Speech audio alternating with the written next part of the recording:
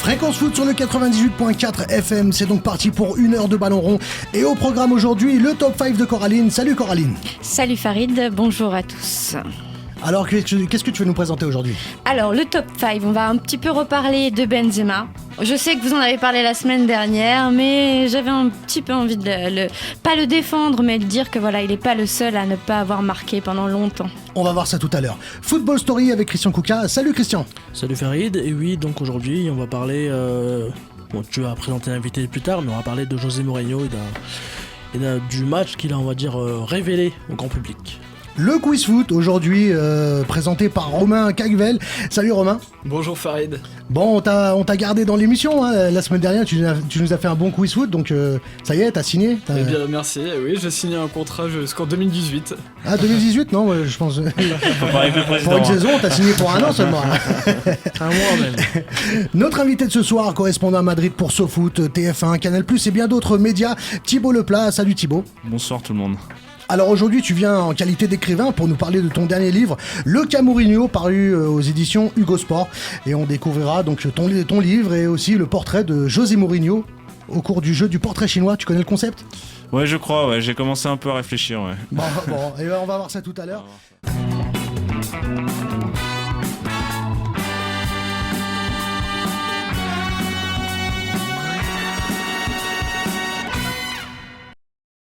Aujourd'hui, un spécialiste du football espagnol, notamment un correspondant, donc comme je disais, dans bon nombre de médias nationaux à Madrid. Et donc, tiens, j'aimerais que tu nous expliques rapidement ce que c'est que le métier de correspondant. Comment ça se passe ? Ça commence bien. Bonsoir à tous, merci d'abord de m'avoir invité, c'est un plaisir d'être ici. Qu'est-ce que c'est qu'être correspondant ? C'est une très bonne question.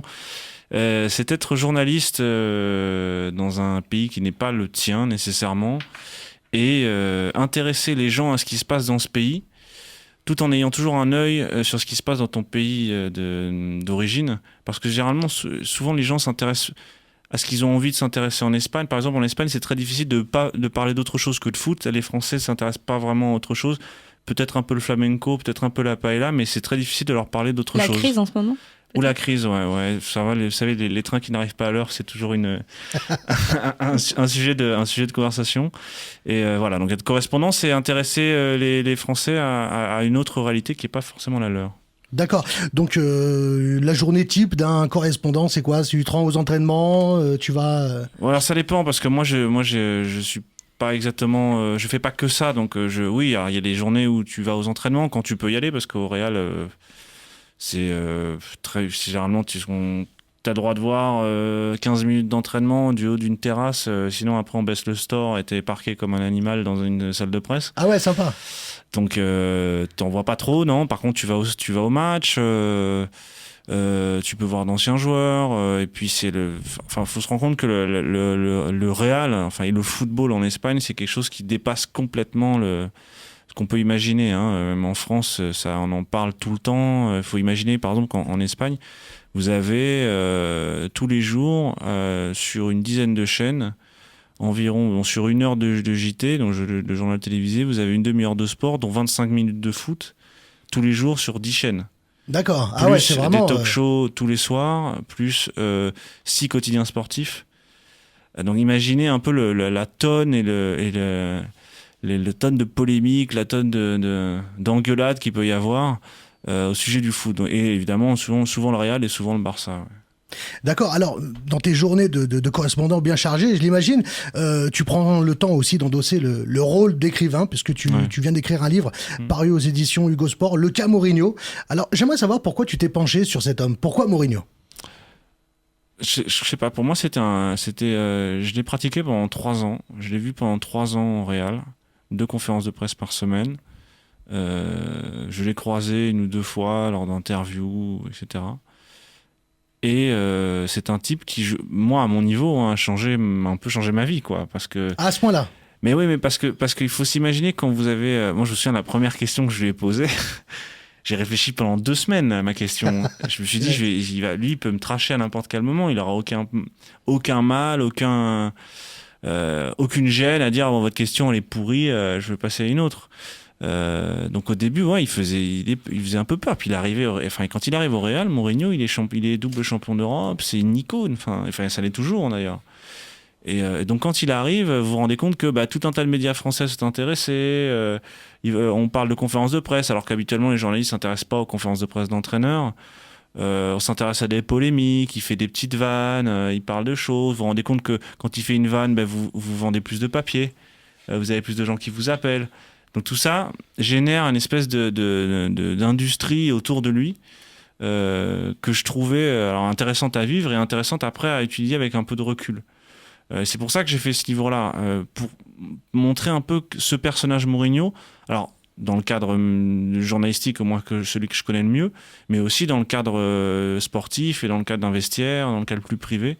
Comment ce type-là est précédé d'une aura quasiment mystique, quoi. Partout où il va, tout le monde, quand il arrive dans une pièce, tout le monde parle doucement. Quand les joueurs parlent de lui, ils en parlent avec une admiration sans borne. Ils en parlent de lui comme d'un père ou comme d'un frère. Enfin, c'est dans un milieu du football qui est un milieu individualiste. En passant en parler avec Benzema, un milieu individualiste, un milieu de fric, un milieu de tout un tas de déviances un peu de la société, avoir un type comme ça, que tout le monde admire, quasiment, enfin après il y a des gens qui le détestent, mais les gens qui ont travaillé avec lui, tous l'admirent comme un père. Moi je trouve ça fascinant. Parce que je me dis, mais qu'est-ce que c'est que ce type en fait? Tu sais, ce qui est fascinant, c'est que justement, là, tu es en train d'en parler et il y a cette espèce de silence qui est en train de s'instaurer justement. Ouais, et ouais. on est je sais pas, tout oui, je vois Coraline, j'ai jamais vu. Il va apparaître dans 5 minutes, il va rentrer dans le studio. Non, mais c'est un type très intéressant qui est assez révélateur de notre époque aussi. Ça va bien au-delà du football. C'est ce que je disais tout à l'heure sur le fait que il donne beaucoup de boulot aux journalistes. Les journalistes sont contents qu'il leur donne du boulot. Il a parfaitement conscience de ça. Plus il va faire une bonne phrase, plus les publicistes comme moi, les correspondants comme moi, vont travailler. Alors, dès le début du livre, tu nous plonges dans l'univers du football avec des détails, des petites histoires tout autant intimes que croustillantes. Moi, j'aimerais savoir comment est-ce que tu as écrit ce livre. Quelle a été ta démarche pour nous plonger dans l'intimité de Mourinho? En fait, j'ai voulu écrire un livre honnête sur Mourinho. J'ai pas voulu dire je vais vous révéler tout un tas de secrets, faire de la psychanalyse de comptoir sur Mourinho. J'ai voulu m'intéresser à Mourinho que nous, on connaît pas, mais qui n'est pas un Mourinho nécessairement privé. Nous, on ne le connaît pas, mais c'est le Mourinho que connaissent ses joueurs et que connaissent les gens qui ont travaillé avec lui. Et certains de ses profs. Le Mourinho, dans son activité d'entraîneur. Alors, et ça englobe tout un tas de domaines très différents. Il n'y a pas que le domaine, que les matchs, les conférences de presse. Il y a aussi toute une méthode d'entraînement particulière, une méthodologie qu'il a lui-même inventée, une manière de considérer que le joueur de foot, c'est beaucoup plus qu'un joueur de foot. Il dit, moi, je n'entraîne pas des joueurs, j'entraîne des hommes. Donc, moi, ce qui compte, c'est que l'homme progresse. C'est pas qu'il obéisse à une tactique ou autre chose. Moi, ce qui m'intéresse, c'est que chaque individu progresse. Et quand vous voyez des joueurs comme Kaka, par exemple, qui vient de partir du Real, qui a passé 4 saisons sur le banc quasiment, qui a passé 3 saisons avec Mourinho, il a joué vraiment par intermittence. Il y a eu même des conflits de vestiaire qui avaient fuité entre son père et Mourinho. Et il s'en va du Real, il arrive au Milan, on le dit, alors à tous les journalistes, allez-y, dites-nous tout sur Mourinho, insultez-le, ou dites la vérité sur Mourinho. Et le premier truc que dit Kaka, c'est dit non, moi avec lui, j'ai énormément appris, j'étais très heureux de travailler avec lui. Un type qui a joué 15 matchs par an, On parle de Kaka, quelqu'un qui est ballon d'or, qui aurait très bien pu... Et Casillas, pareil aussi. Casillas dit la même chose, alors que Casillas a eu des affrontements avec lui. Tous les joueurs même Makelele qui s'est après un peu affronté avec lui, tous en parlent comme de quelqu'un qui a changé leur manière de voir le foot. Et Mourinho n'était même pas un grand joueur. Et c'est ça qui est fascinant, c'est que quelqu'un qui change. Et souvent, je crois que les grands révolutionnaires sont des gens qui n'ont rien à voir avec le milieu dans lequel ils évoluent. Ce sont des gens qui arrivent avec des idées neuves. Et je crois que Mourinho, c'est un peu le cas, quoi. Alors, justement, l'histoire de The Special One, son début d'histoire médiatique commence, tout comme ton livre, par une citation ou une déclaration justement de José Mourinho. Elle est la suivante. Je vous en prie, ne prenez pas cela pour de l'arrogance, mais je suis champion d'Europe. Je ne sors pas de nulle part. Je crois que je suis un type spécial. Cette citation qui lui a valu le surnom de Special One, justement... Mais ce qui est incroyable, c'est que je crois que même en politique, même dans n'importe quel domaine, aucun grand personnage de la vie, peut-être certains dictateurs et encore, ne se sont eux-mêmes baptisés d'un surnom. personne n'a décidé un jour de se faire appeler un tel surnom, Pep Guardiola ou j'en sais rien. Lui, il arrive en disant moi déjà je m'appelle le Special One, je m'appelle moi-même le Special One, je suis moi-même dans ce rôle-là. Et je crois que le jour où il dit ça, c'est le jour où on prend conscience que c'est effectivement un type spécial. Et d'ailleurs, ce qui est intéressant, c'est que dans cette conférence de presse, quand il arrive à Chelsea, donc il arrive à Chelsea, il y a assez de questions, les Anglais qui disaient est-ce que vous vous rendez compte, vous êtes l'entraîneur le plus payé du monde, vous êtes portugais, vous n'avez jamais entraîné en Angleterre. Et il se dit, vous vous moquez de moi un peu là. Et c'est pour ça qu'il dit, moi je suis un type spécial. Mais pourquoi il dit ça ? C'est-à-dire qu'il veut provoquer l'attention, mais pourquoi il dit ça ? Parce que 3 heures après, il a rendez-vous avec Lampard, Terry et Owen Bridge à Manchester. C'était juste avant l'Euro. Qui sont les capitaines de l'équipe de Chelsea, les Anglais, sur lesquels il veut baser son équipe. Et il faut attirer leur attention. Et Lampard le raconte, il dit, moi j'ai vu ce type à la télé arriver en disant que je connaissais pas. Un type qui n'a jamais été un grand joueur qui dit moi je suis spécial. Je dis mais attends, mais il est taré lui. Il est taré. Et donc mais bon, s'il m'intéresse, j'ai envie de le voir. Spécial, quoi. Et quand il arrive, il dit on l'a vu, il a été immédiatement très aimable et on était tout de suite fasciné par lui. Mais il a réussi à attirer leur attention avant même de les voir. Et très souvent ces conférences de presse, très souvent ces bons mots sont pas destinés aux journalistes. Ils sont destinés à ces joueurs. Ah, tu crois qu'il parle au travers des médias, il parle directement à ses joueurs? Ouais. Enfin, il l'utilise. C'est un levier parmi d'autres. Il utilise la psychologie, il utilise la philo, il utilise la littérature, il utilise l'écho, il utilise tout un tas de modèles et il utilise aussi les médias. Alors, les médias, ils s'en servent pas que pour s'adresser à ses joueurs. Mais c'est toujours dirigé envers quelqu'un. Il y a toujours une idée. Alors après, il y a des moments, il y a peut-être des bons mots qui lui échappent, mais parce que quand vous donnez 2 conférences de presse par jour pendant près de 10 ans, il y a un moment où vous allez dire une connerie. Enfin, c'est évident. Enfin, heureusement, hein, c'est plutôt une bonne nouvelle. Alors, justement, dans ton livre, on assiste à l'ascension de cet homme qui part de prof de PS dans le sud du Portugal à entraîneur des plus grands clubs d'Europe en gagnant quasiment tous les titres, jusqu'à arriver au point d'orgue, le Real Madrid, où on assiste à une chute. Ouais, voilà, c'est ce que j'ai essayé un peu de mettre en scène. Moi, j'ai un peu parlé moi de l'appréhension que j'avais en fait quand il est arrivé au Real. Moi, je me cache pas. Moi, je suis toujours suivi le Real. J'ai été supporter du Real avant d'être journaliste.